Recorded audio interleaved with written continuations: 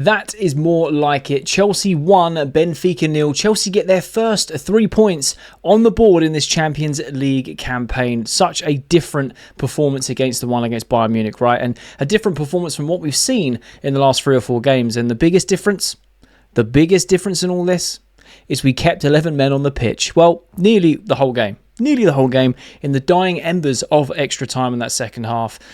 In injury time, Joao Pedro gets a second yellow and gets sent off. And to be honest, I'm going to be really honest here. I genuinely think we were robbed with that decision. Now, yes, Joao Pedro is an idiot for sticking his foot up that high to someone's head. But in the 2 replays they showed, there was genuinely no contact with the player. And because it's a second yellow, we cannot appeal that. Which I thought we could because it resulted in a red. But we can't appeal that. Which means Joao Pedro misses the Ajax game. And to be honest, for me, that's the only negative out of today's game. We're going to push that to the side, get that out of the way. Obviously, if you are new around here and you like Chelsea content, daily Chelsea content, make sure you leave a like and subscribe. And even use the hype button. It's a new YouTube feature that helps push these videos out to a bigger audience. My match thoughts on the game just come fresh off of the live watch-along. And I feel like today's performance was something that we really needed. Because it wasn't the most amazing performance. It definitely wasn't the worst performance we've seen. It was enough to get the job done, get the game over the line. But there was a lot of players that did very well, in my opinion. And I want to go through sort of the highs and the lows. First off, Tyreek George isn't a 9. I don't know why Enzo Marasca keeps persevering with George as a 9. We have Marc Guiu and we had Joao Pedro. I understand that Pedro only had sort of like 1, maybe 2 training sessions this week and you wanted to rest him a bit. That's fine. But why recall Marc Guiu if you're not going to give him any minutes whatsoever? No minutes whatsoever. If you don't want to start him, fine. Go with Tyreek George. It makes no sense to me. Square pegs in round holes, in my opinion. I rate Tyreek George, I really do, but he's invisible tonight because he's not a natural 9. Doesn't make the same sort of runs. He was trying to stretch the defence and allow more space for other players, and he did that well, to be fair, but he just isn't a 9 in my opinion. He had one half a chance where he was tackled as he was striking the ball, and that was about it. But Chelsea did very well in terms of going forward, holding the ball, the patterns of play. The passing was crisp. The atmosphere was so electric from what we could hear.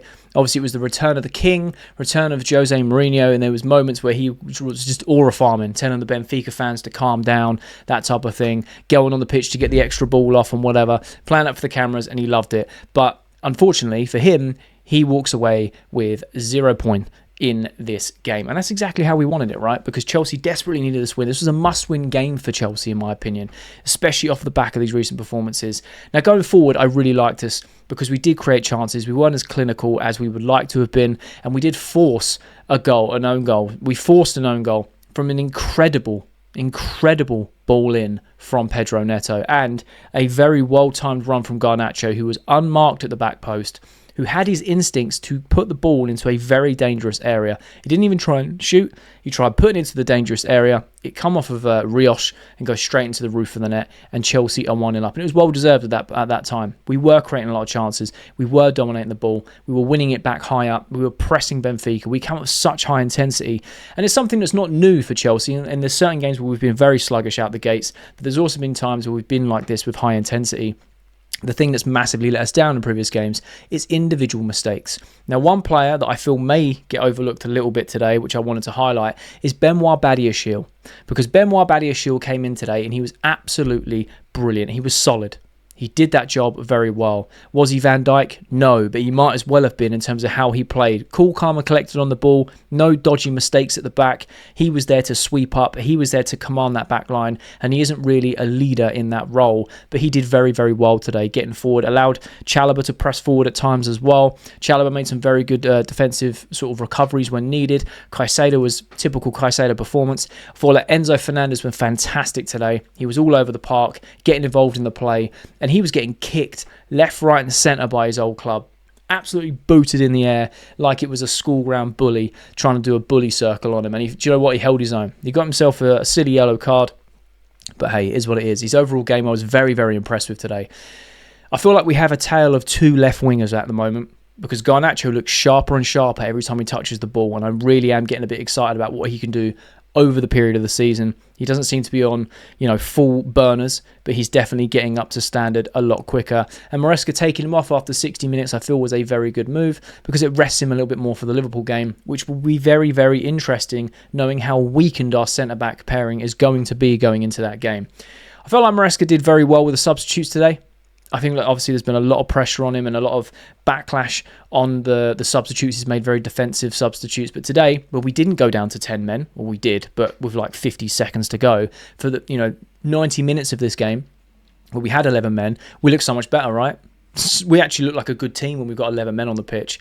Now, there's some people in the watch-along complaining that it wasn't the most, spectacular game of football. But for me, I thought this was huge because you're going with a team that's had a big dip in confidence, big dip in form from individual mistakes, and we saw none of that today. And this performance really flipped this round.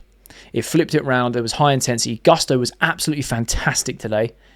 Absolutely fantastic. Willing the ball high up, good defensively, good at getting forward, connecting the play from defence to midfield, even overlapping at times, working very well. Pedro Neto. Pedro Neto is one of our best players right now.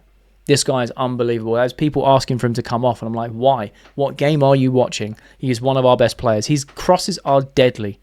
We still desperately miss the likes of Cole Palmer and an out-and-out striker, 100%, but we dealt without it. And with Benfica, were actually coming at us. Whether they got past the first line of defence, second line of defence, we dealt with everything that they've thrown at us. Now, yes, they hit the post. I feel like Sanchez had a good game. I feel like his distribution was actually very good because we were going long for most part. Even his short passes were actually pretty decent today. He kept a clean sheet.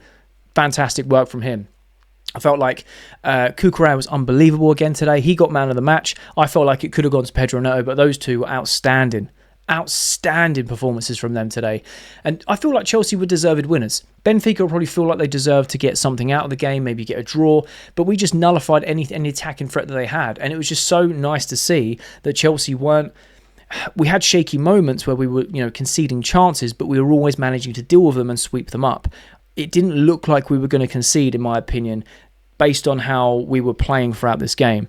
Now, we did control large spells of that first half. Benfica did have a bit of momentum here and there, and then we go into half-time, and Benfica were a bit more on the front foot as we came out of that second half, but we got it under control.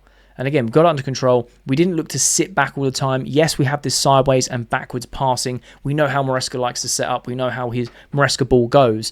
But it was nowhere near as defensively minded as the previous games where we've had 10 men. And I feel like the substitutes were actually like for like. They made a lot of sense. Had the like of Ashenpong and Reece James coming on. You had the like of Joao Pedro coming on. Jamie Gittins coming on. The difference between Garnacho and Gittins, I kind of gone on a bit of a tangent when I said there's a tale of two left wingers. Jamie Gittins is still very evidently raw and developing and needs time. And I'm okay with that.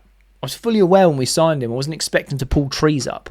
He is looking better the more that he plays, but you can still tell that he is miles off where we need him to be, and that's okay. It's going to take time. A lot of people have lost patience with him after 4 or 5 games, but Garnacho looks sharp every time he touches the ball, and Jamie Gittins looks like he's getting there, but he's still a long way off of it. There were times where he could have passed it. When he didn't, he ran into players like 3 or 4 times. It's quite frustrating to watch, but he is 20, he's adjusting. Give him time, and I feel like he will come good eventually. Esteban was very impressive when he came on. Skinning players, again, his end product not as good as we'd like it to be, but he is 18 years old. He's definitely adapted, but it's the decision making, and that comes with experience and maturity, which he will start to develop across the season. And I'm glad that Enzo Marasca gave him a good run out tonight. I feel like he's going to have a big part to play against Liverpool. It's going to be a very spicy game in the attack in front, let's say that. In terms of Liverpool tonight, they lost, I believe, or they drew. But Ekitike may be a doubt. Alisson went off injured, so I hope he's okay. But he looks like he's a doubt, and he's not going to be there for the Chelsea game. So, Liverpool going to have a bit of a weakened side. Chelsea going to have a weakened defence. It should be for a very, very good game. Now, when it comes to Benfica, I felt like they were going to have this manager bounce back.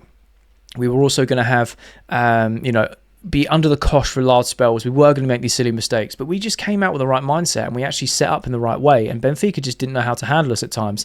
Yes, they were very physical, like I said, kicking lumps out of Enzo Fernandez, who I felt dealt with it very well. Yes, he got booked, but overall I think he had a very good game.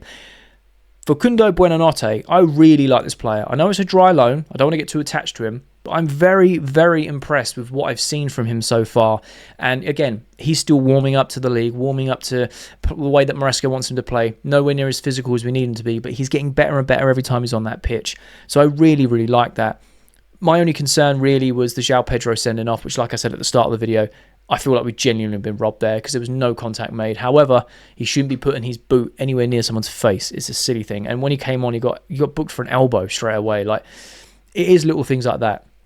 And I suppose the only plus out of that minus for the game is it was in injury time of the second half. So we had to play like 40 seconds without 10 men. 40 seconds with a man down rather than an entire game or 60 minutes or 40 minutes or whatever it may be. But it's not a good thing to have 3 red cards in the last 4 games. Discipline really needs to be sorted, and I feel like discipline comes from leadership. That's where it stems from, and it's very clear that we are lacking a few leaders. There are definitely some in that team. You have the likes of Caicedo, Enzo, Reece James. Reece James came on and did a very good job. I feel like that was just to keep his legs fresh because he's going to have a very important game against Liverpool at the weekend. So it's going to be very interesting to see how Chelsea go into that game, and I'm actually over the moon with this result. I don't care if it was a boring display and we win 1-0 and that's it. I'm very happy with that because it's points on the board. It shows Chelsea can keep a clean sheet. It shows that we can go out and get the job done when we're not playing our best, which is signs of a very good team. And we just massively needed points on the board. We massively needed to go out there and prove that we can play 90 minutes, quote unquote, 90 minutes with 11 men because we are such a different team. When we are making these silly mistakes, we can actually go win games. Wild, right? We can actually go win games when we have a full 11 on the pitch. I feel like Benfica offered some chances and they were trying to, break us down, and they did have some clear-cut chances. But I feel like, again, we just dealt with anything that they threw at us. And, I think this is just a very good performance and a very good result. It gets 3 points on the board for this Champions League campaign. We then move into the Ajax game. Unfortunately, Joao Pedro will not be available for that because of the second yellow. But it's not the end of the world. We move and we take this 1-0. Was it the best performance in the world? No. Was it the worst? Definitely not. But points are points, a win is a win, and we take it. So I'd love to know your thoughts and opinions on the Chelsea-Benfica match. Do you feel like we deserved it? Do you feel like we were still shaky? Was you not convinced by this performance? Let me know your thoughts and opinions down below. I love having a conversation with you guys. If you have watched this video all the way to the end, firstly, you're a real one, and I mean that. You are a real one. And secondly, there'll be a thumbnail appears on the screen. So if you are a Chelsea fan who enjoys Chelsea content, make sure to click that thumbnail because you'll enjoy that video too.